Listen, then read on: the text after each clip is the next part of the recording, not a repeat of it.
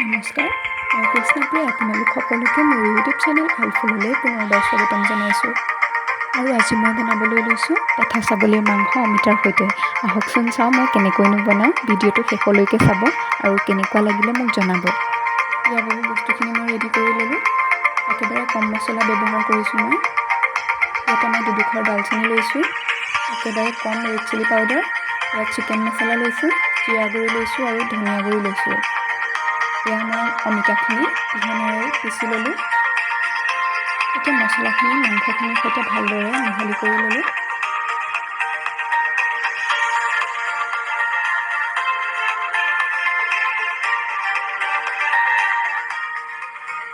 ইয়াতে নিমখ আৰু হালধিখিনি মিক্স কৰি ল'ম।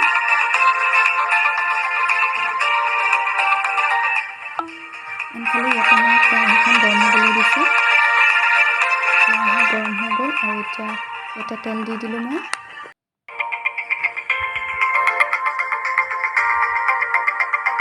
তেল গৰম হ'বলৈ দিছোঁ।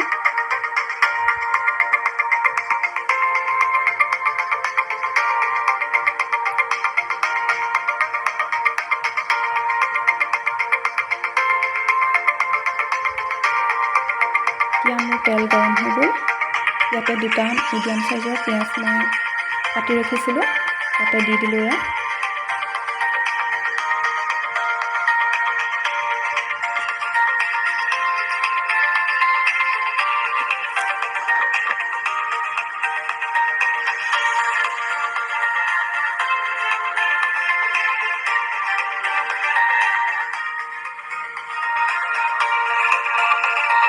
আৰু এতিয়া মই আদা নহৰু পেষ্টখিনি ইয়াতে দি দিম।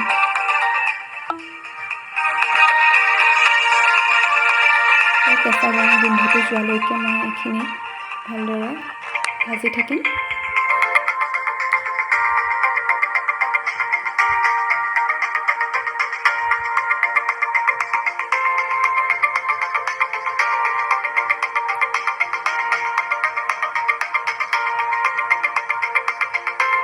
আৰু ইয়াতে মই অলপমান চেনি দি দিলোঁ।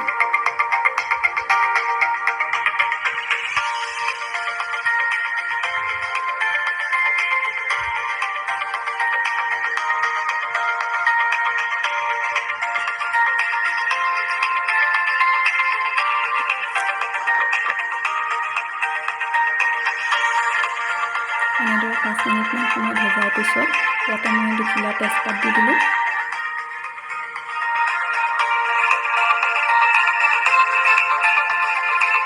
এতিয়া পিচি থোৱা অমিতাখিনি মই ইয়াতে দি দিলোঁ।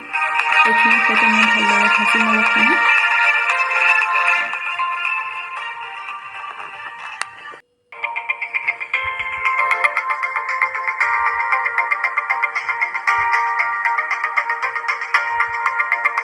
মাংসখিনি দি দিলোঁ ইয়াতে।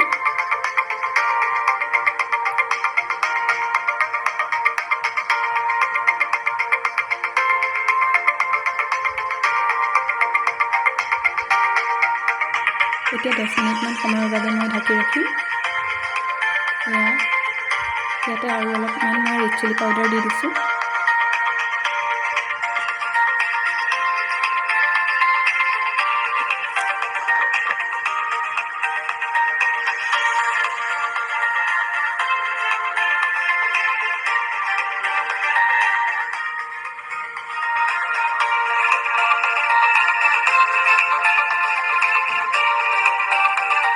এতিয়া কাটি ৰখা আলুখিনি ইয়াতে দি দিলোঁ।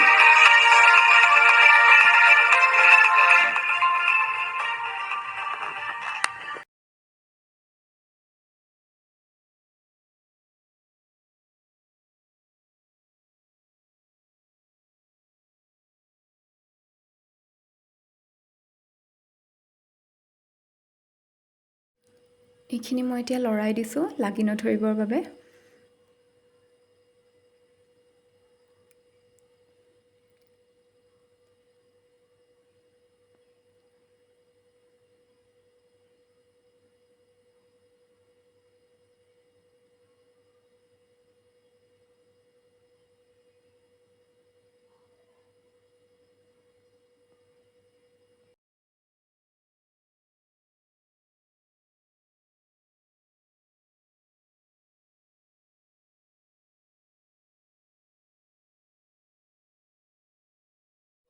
ইয়াত উতল আহিছে যিহেতু এতিয়া ইয়াতে দুখিলা মান ধনিয়া পাত মই ছিঙি দিছোঁ।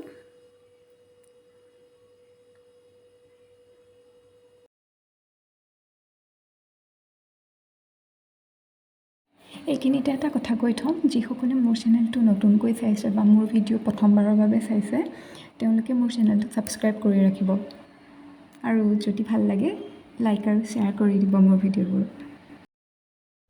এয়া হৈ গৈছে এতিয়া মোৰ ছাগলী মাংস। আৰু আজি মোৰ ভিডিঅ'টো চাই কেনেকুৱা পালে মোক জনাব আৰু ভাল লাগিলে লাইক কৰি দিব, শ্বেয়াৰ কৰিব ভিডিঅ'টো। আজিলৈ বাই বাই।